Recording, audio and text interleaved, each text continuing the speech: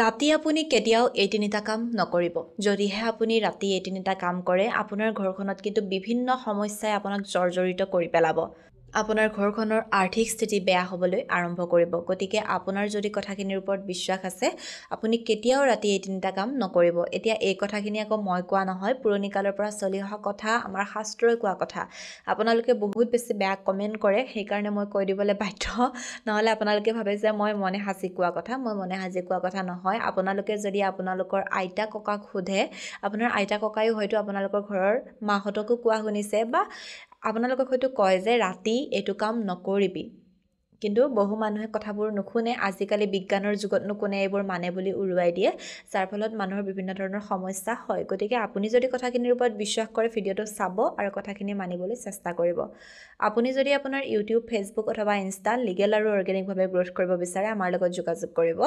আপুনি আমাৰ পৰা legal views, legal subscriber, legal followers এই সকলোবোৰ লিগেল আৰু অৰ্গেনিকভাৱে ল'ব পাৰিব। আমাৰ হোৱাটছএপ নম্বৰ 9864808721। আপুনি আমাৰ হোৱাটছএপত মেছেজ কৰিব, আপোনাৰ ক্ৰাইটেৰিয়াখিনি জনাই দিব আৰু আপোনাক আমাৰ তৰফৰ পৰা ফোন কৰা হ'ব। এতিয়া আমি জানো বলক, ৰাতি আপুনি কি তিনিটা কাম ভুলতো নকৰিব।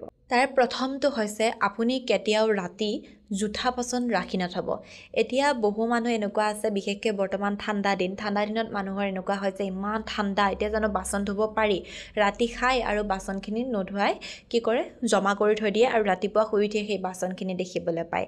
আৰু ৰাতিপুৱা শুই উঠি বাচনখিনি ধুৱে, যিটো এটা বহুত বেছি বেয়া অভ্যাস। আপুনি যদি ৰাতি খাইছে, আপুনি ৰাতি লগে লগে ধুই থৈ দিব, নহ'লে আপোনাৰ ঘৰত নিগেটিভিটি আহিব, নকাৰাত্মক উৰ্জা আহিব আৰু ই আপোনাৰ ঘৰৰ আৰ্থিক স্থিতি বেয়া কৰাত অৰিহণা যোগাব।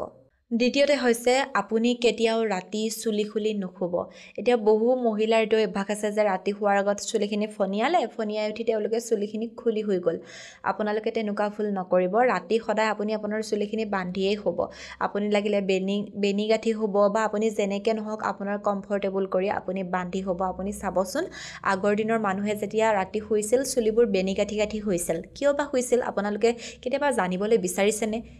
কোনোৱেতো জানিবলৈ নিবিচাৰে। সকলোৱে কি কৰে, আজিকালি চুলিবোৰ খুলি শুই যায়। আপোনালোকে তেনেকুৱা ভুল নকৰিব। বেনি গাঁঠি হ'লেও শুব, খুলি কিন্তু কেতিয়াও নুশুব।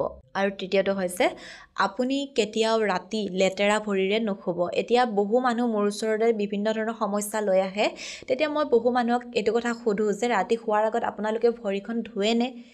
বিভিন্ন ধৰণৰ আৰ্থিক সমস্যা লৈ মানুহে আহে, তেতিয়া কয় যে ৰাতি আৰু ভৰি ধোৱা নহয়, আৰু গধূলি এবাৰ যদি ধুলোঁ তেনেকৈ থাকি যাওঁ। কিন্তু এইটো একেবাৰে ভুল। ৰাতি শোৱাৰ আগতে আপুনি আপোনাৰ ভৰিখন একেবাৰে চাফ চিকুণ পৰিষ্কাৰ কৰি ভৰিখন ধুইহে শুব। চাব, আপোনাৰ ঘৰত মা লক্ষ্মী আহিব। তাকে নকৰি লেতেৰা ভৰি দি যদি শুৱে, আপোনাৰ ঘৰত দৰিদ্ৰতা কিন্তু অৱশ্যেই আহিব। গতিকে আপুনি যদি এনেধৰণৰ কথা বিশ্বাস কৰে, ভিডিঅ'টোত কোৱা কামখিনি আপুনি পালন কৰিবলৈ চেষ্টা কৰিব।